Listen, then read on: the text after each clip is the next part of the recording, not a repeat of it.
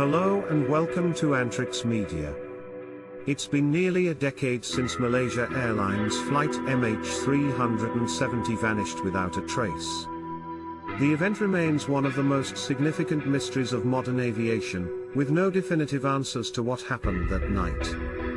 In this documentary, we will take a deep dive into the events leading up to the tragedy, the search operations, the various theories, and the aftermath of the incident. We will attempt to unravel the mystery of the disappearance of Flight MH370. Malaysia Airlines Flight 370, MH370/MAS 370, was an international passenger flight operated by Malaysia Airlines that disappeared on the 8th of March 2014 while flying from Kuala Lumpur International Airport in Malaysia to its planned destination, Beijing Capital International Airport. With all 227 passengers and 12 crew aboard presumed dead, the disappearance of Flight 370 was the deadliest incident involving a Boeing 777, and the deadliest in Malaysia Airlines history. Chapter 1, Timeline. The aircraft, a Boeing 777-200 operated by Malaysia Airlines, last made voice contact with ATC at 1:19 MIT, the 8th of March, 1719 UTC, the 7th of March, when it was over the South China Sea, less than an hour after takeoff.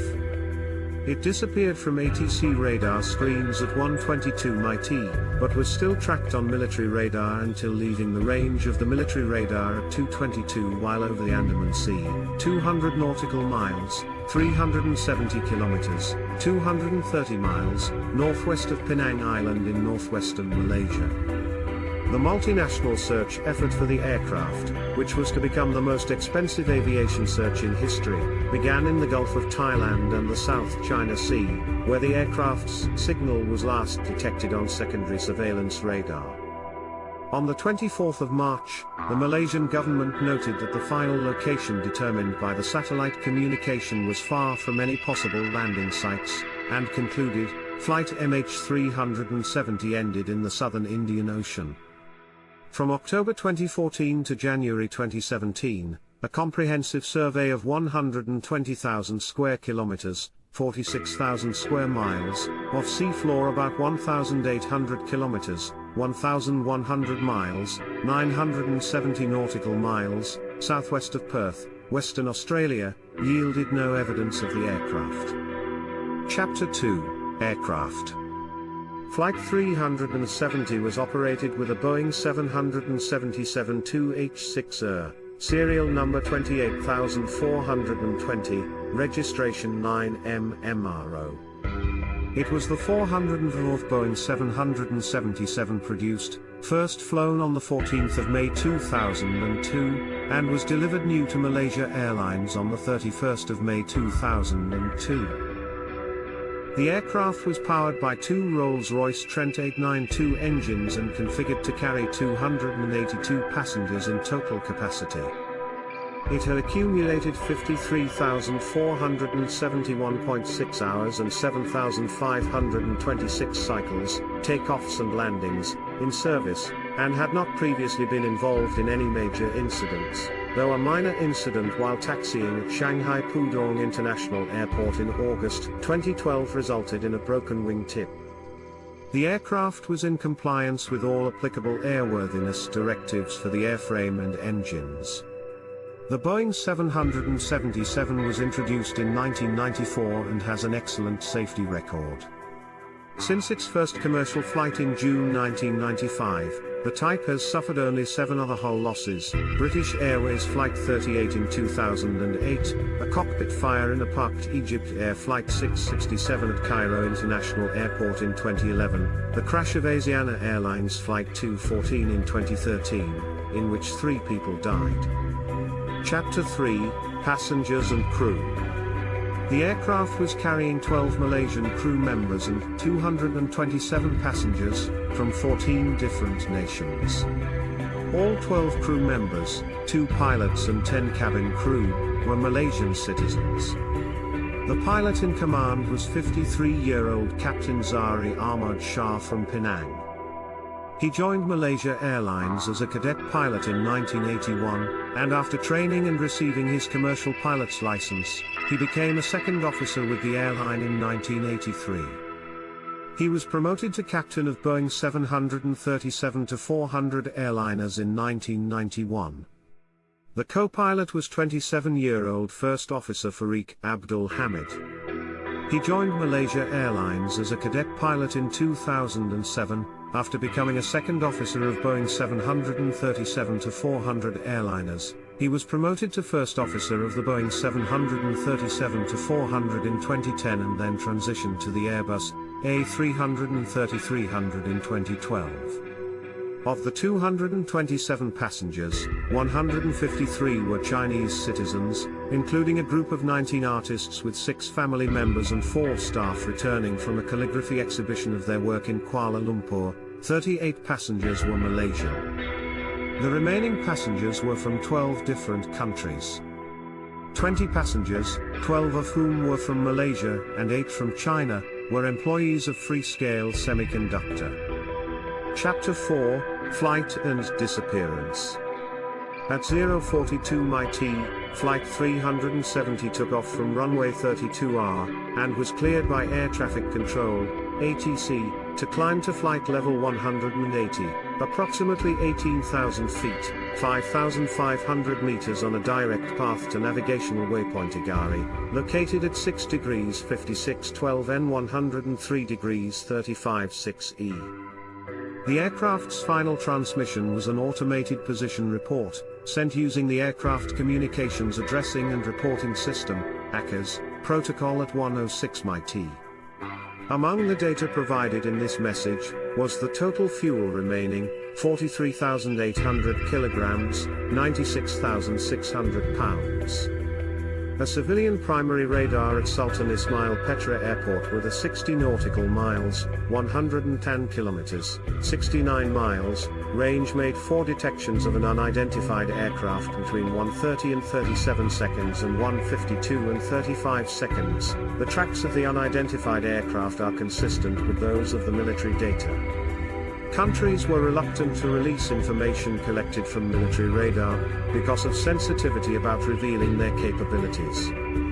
The watch supervisor at Kuala Lumpur ACC activated the Kuala Lumpur Aeronautical Rescue Coordination Center, ARCC, at 5:30, more than 4 hours after communication was lost with Flight 370. The ARCC is a command post at an area control center that coordinates search and rescue activities when an aircraft is lost. Chapter 5, Search Operation.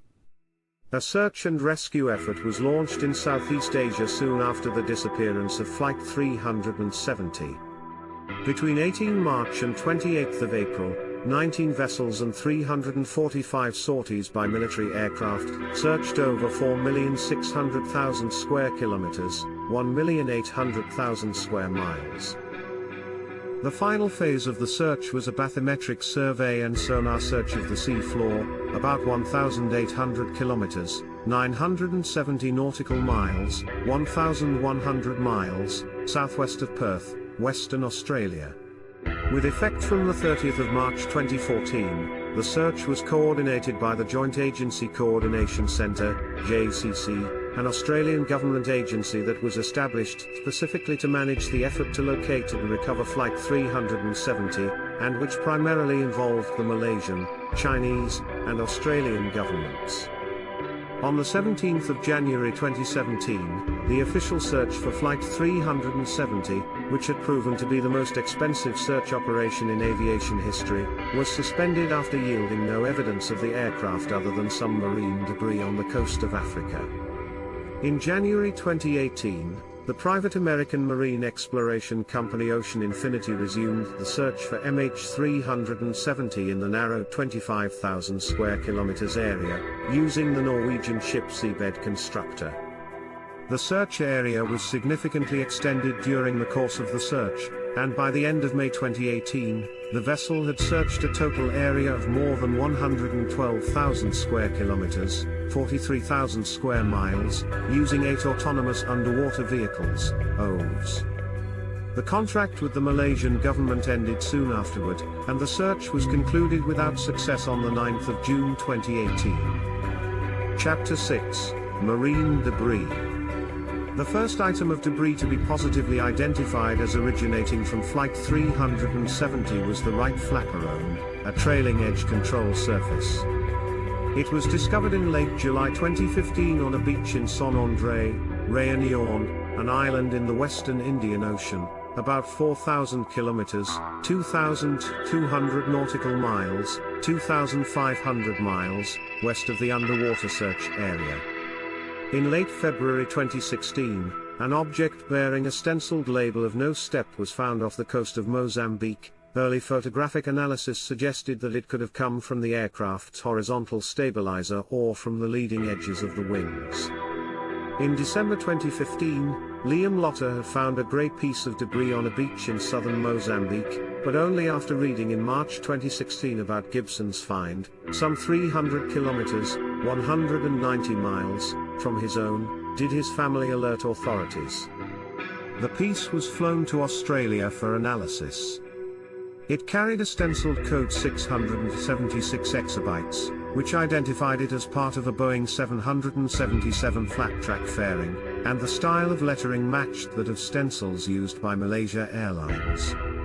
Chapter 7: Investigation. Malaysia quickly assembled a joint investigation team, JT, consisting of specialists from Malaysia, China, the United Kingdom, the United States, and France, which was led in accordance with ICAO standards by an independent investigator in charge. The team consisted of an airworthiness group, an operations group, and a medical and human factors group. The airworthiness group were tasked with examining issues relating to maintenance records, structures, and systems of the aircraft. The operations group were to review the flight recorders, operations, and meteorology, and the medical and human factors group would investigate psychological, pathological, and survival factors. On the 17th of March, Australia took control of coordinating the search, rescue, and recovery operations. For the next 6 weeks, the Australian Maritime Safety Authority, AMSA, and ATSB worked to determine the search area, correlating information with the JIT and other government and academic sources, while the Joint Agency Coordination Centre, JACC, coordinated the search efforts. Following the fourth phase of the search, the ATSB took responsibility for defining the search area. In May, a search strategy working group was established by the ATSB to determine the most likely position of the aircraft at the 090 UTC, 8 to 19 MIT, satellite transmission. The working group included aircraft and satellite experts from Air Accidents Investigation Branch, UK, Boeing, US, Defence Science and Technology Group, K Australia, Department of Civil Aviation, Malaysia, Inmarsat, UK, National Transportation Safety Board, US, and Thales, France. 53, 1, 210 211. As of October 2018, France was the only country that was continuing the investigation, by means of its air transport gendarmerie, with the intention of verifying all of the technical data transmitted, particularly those provided by Inmarsat. Chapter 8: Speculated Causes of Disappearance. Passenger Involvement Edit.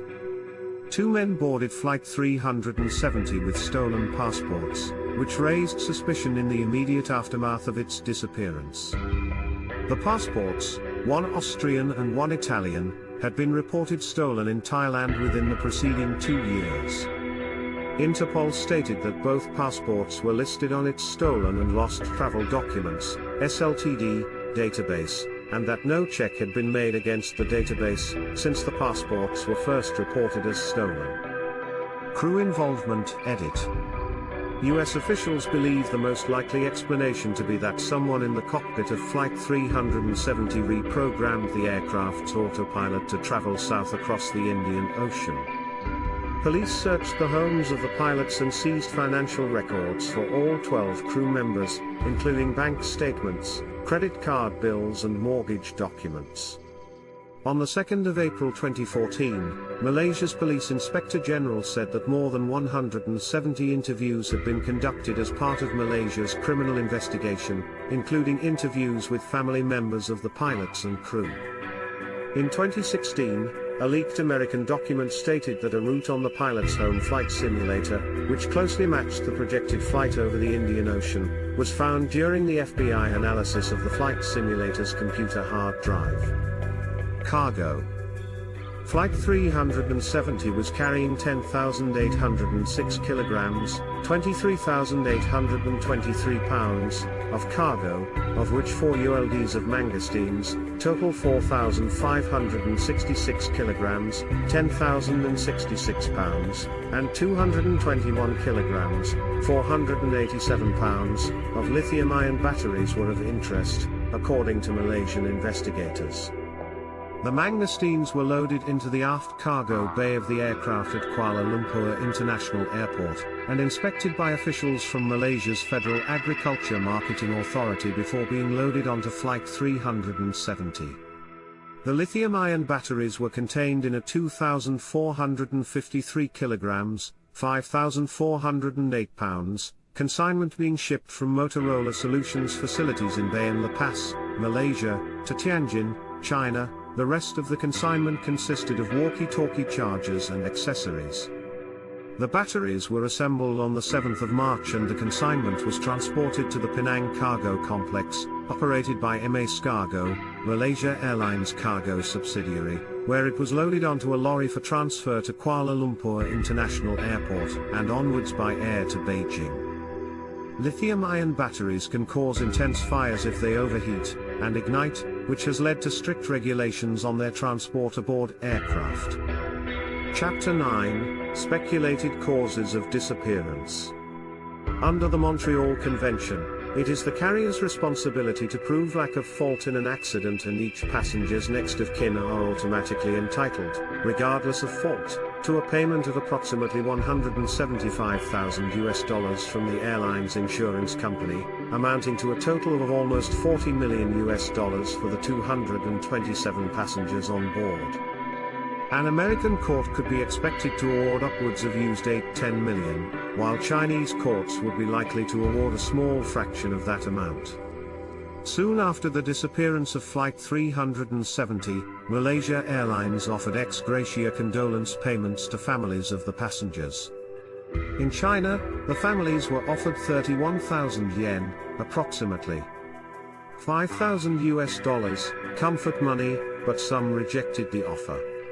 It was also reported that Malaysian relatives received only $2,000. In June 2014, Malaysia's Deputy Foreign Minister Hamzah Zainuddin said that families of 7 passengers received $50,000 advance compensation from Malaysia Airlines, but that full payout would come after the aircraft was found, or officially declared lost, which later occurred in January 2015.